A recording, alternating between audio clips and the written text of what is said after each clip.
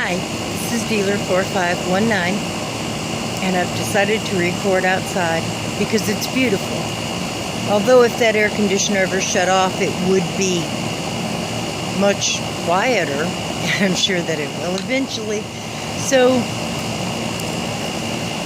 while I'm reclining, I kind of want to talk about picking up where I left off with my life.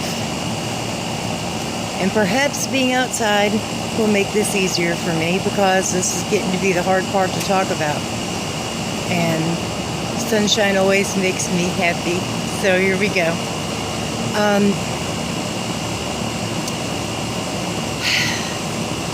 Let's do my 7th birthday.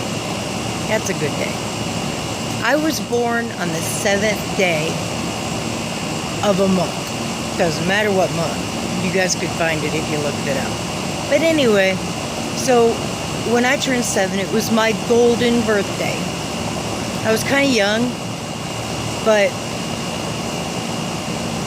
the wonderful lady that at the time I called Aunt Marilyn bought me a little gold ring.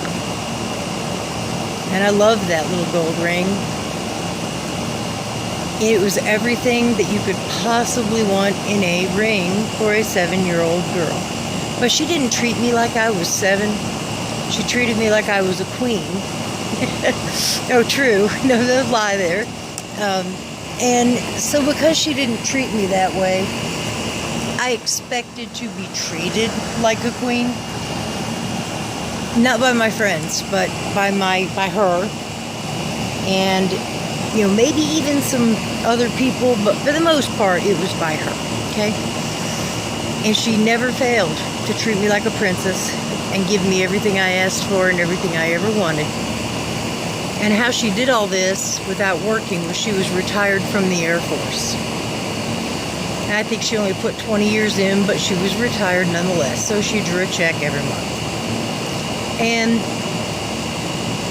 I don't know how old she was, and I don't want to get into that, but I think she was, she had to be 40. And anyway, so as this time went on, something happened to that ring. And, yes, we had a sink in our classroom, so they took it apart looking for my ring. It was not there. They took a part that U-joint underneath the U-shaped thing, thinking it got stuck in there. It wasn't there. They searched every desk. They searched every one. Nobody seemed to have my ring, so that ring was gone. But anyway, that is how much she loved me. And that is how much I loved her. Well, I was 7 and a half when my mom decided we were moving. I didn't like this. We were moving to a house off of Lake Michigan. But I didn't like this move because we were leaving Marilyn behind. And I knew nobody would ever take care of me the way she did because nobody knew how, because nobody had ever done it. And I asked where Marilyn was going to go, and my mom said that didn't matter because we weren't going to go there. And I'm like, but it matters to me because, she's the greatest thing ever. And anyways, to make a long story short,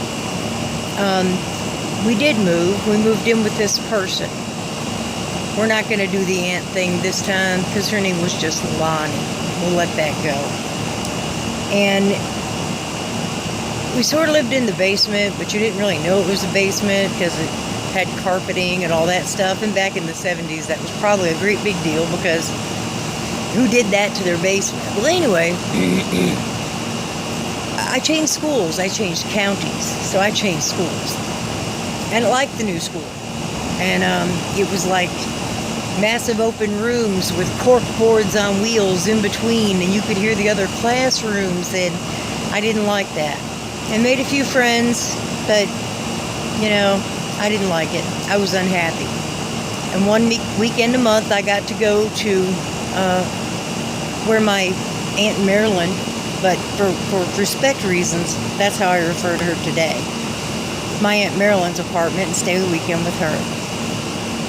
And over the course of time, I'd miss some time because she was in the VA hospital, or because she couldn't take care of me, because I would end up taking care of her. But for the most part, I did get to see her, so that was strange. A shared custody agreement, but it was not in writing. And this person, and thank God that quieted down, this person, Lonnie, that I don't really want to talk about, I don't know what my mom and her were fighting about one day, but my mom walked out of the basement and slammed the door. And I went after her, except I had quite a ponytail, very long, like 2 feet long. And she grabbed me by it, and I screamed, and my mother came back through the door and knocked her off the ladder and punched her in the face and broke her knee. But of course, that was defending me. And I was 8, and that was the last time I remember my mother defending me. So life goes on, and the Indiana Dunes National Lakeshore, I grew up in Indiana. So the Indiana Dunes National Lakeshore came along, and they said they were going to buy the house, and we moved, and Lonnie moved somewhere else, and thank God, because I didn't like her at all. She had no, she had no experience with children, and if she did, it was bad experience. So we moved somewhere else. We got a home. It was a great home. It was a wonderful home. It was a home of our own, and I should have been happier maybe, but that never did come to pass, that extra happiness. So finally, after, I guess it was, that was in the 5th grade, I transferred to another school. And I liked that school. But it was like really old, like really, really old. And a fire escape was a tube out a window. It was an enclosed slide out a window. That was the fire escape. So anyway, that would have been cool, but we didn't have any fires. It was like 3 stories tall, so there was a lot of stairs to take, but that was nothing. I had this going on. And finally, it was just me and my mom, and everything was going beautifully. I even went into junior high, kept the friends, of course, from grade school, because the whole school went, and I made even more friends. We had a great time. So from 9 to 11 and 12, everything was fantastic. My mom drank too much, but she stayed. She'd make sure I had food, and then after school, and then she'd go out drinking, and I didn't know when she came home, because I put myself in my bed at 9 o'clock every night, because that's the girl shit. I was raised that way. That's the girl that they raised. You do what you're told, even if nobody's there to check on you. So I did. And I was a pretty good kid. My grades were good. Not all straight A's, but they were good. And I had some friends. They didn't live that far away either. So for the most part, everything went great until 1981. That is the year that I turned 13 years old. And I'm not the one who went off the rails at 13 years old. So when I pick back up this video, I'm going to start in 1981. Thanks. Y'all have a great day.